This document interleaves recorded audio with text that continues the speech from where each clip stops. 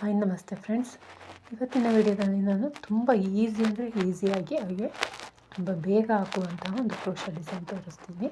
Baby ಕುಚ್ಚು ಬದಲಿಗೆ ಈ ಥರ ಹಾಕಿದರೆ ನಾವು ಇನ್ನೂ ಒಂದು 100 ರೂಪೀಸ್ ಚಾರ್ಜ್ ಜಾಸ್ತಿ ಮಾಡ್ಬೋದು, ಹಾಗೆ ಈಸಿಯಾಗಿ ಕೂಡ ಹಾಕ್ಬೋದು. ನೋಡಿ, ಸ್ಟಾರ್ಟಿಂಗ್ ಅಂತ ಅಂದ್ಕೊಂಡ್ರೆ ಈಗ 2 ಟೈಮ್ಸ್ ಸಿಂಗಲ್ ಕ್ರೋಶಾ ಮಾಡ್ಕೊಂಡಿದ್ದೀನಿ. ನಂತರ ಸ್ಟಾರ್ಟಿಂಗ್ ಅಂತ ಅಂದ್ಕೊಂಡ್ರೆ ನೀವು ಬೇಕಾದ್ರೆ 5 ಚೈನ್ ಹಾಕ್ಕೊಂಡು ಆಮೇಲೆ 2 ಬೀಡ್ ಹಾಕ್ಬೋದು, ಇಲ್ಲಾಂದರೆ 2 ಬೀಡ್ ಹಾಕ್ಕೊಂಡ್ರೆ ಆಮೇಲೆ 5 ಚೈನ್ ಹಾಕ್ಬೋದು. ನಾನು 2 ಸಲ ಸಿಂಗಲ್ ಕ್ರೋಶಾ ಮಾಡಿಕೊಂಡು 2 ಬೀಡ್ ತೊಗೊಂಡಿದ್ದೀನಿ. ನಾನು ಮೀಡಿಯಮ್ ಸೈಜ್ ಬೀಡು. 2 ಬೀಡನ್ನು ಲಾಕ್ ಮಾಡೋದು ಬೇಡ, ಹಾಗೆ ಬಟ್ಟೆಗೆ ನೀಡಲ್ ಹಾಕಿ ದಾರ ತೊಗೊಳ್ಳಿ. ದಾರ ತೊಗೊಂಡು ಒಂದು ಸಿಂಗಲ್ ಕ್ರೋಶಾ ಮಾಡ್ಕೊಳ್ಳಿ. ನೋಡಿ, ಈ ರೀತಿ ಬೀಡು ಒಂದು ಪಕ್ಕ ಒಂದು ಬರುತ್ತೆ. ನಂತರ ಮತ್ತೊಂದು ಸಿಂಗಲ್ ಕ್ರೋಶಾ ಮಾಡ್ಕೊಳ್ಳಿ. ಈಗ 5 ಚೈನ್ ಹಾಕ್ಕೊಳ್ಳೋಣ. 1 2 3 4 5 ಚೈನ್ ಹಾಕ್ಕೊಂಡು ಮತ್ತೆ ಒಂದು ಸಿಂಗಲ್ ಕ್ರೋಶಾ ಮಾಡ್ಕೊಳ್ಳೋಣ.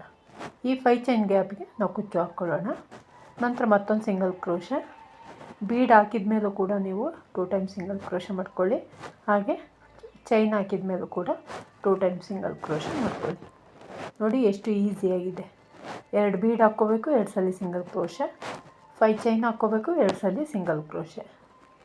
ತುಂಬ ಗ್ರ್ಯಾಂಡ್ ಲುಕ್ ಕೊಡುತ್ತೆ. ನೋಡೋಕ್ಕೆ ತುಂಬ ಸಿಂಪಲ್ ಅನಿಸಿದ್ರು ಎಲಿಗೆಂಟ್ ಲುಕ್ ಕೊಡುತ್ತೆ. ಅಂದರೆ ಬ್ರೈಡಲ್ ಡಿಸೈನ್ ಥರ ಲುಕ್ಕು ಅಂತಲ್ಲ, ಬೇಬಿ ಕುಚ್ಚಲ್ಲಿ ಒಂಥರ ನೋಡಲಿಕ್ಕೆ ತುಂಬ ಚೆನ್ನಾಗಿ ಕಾಣುತ್ತೆ.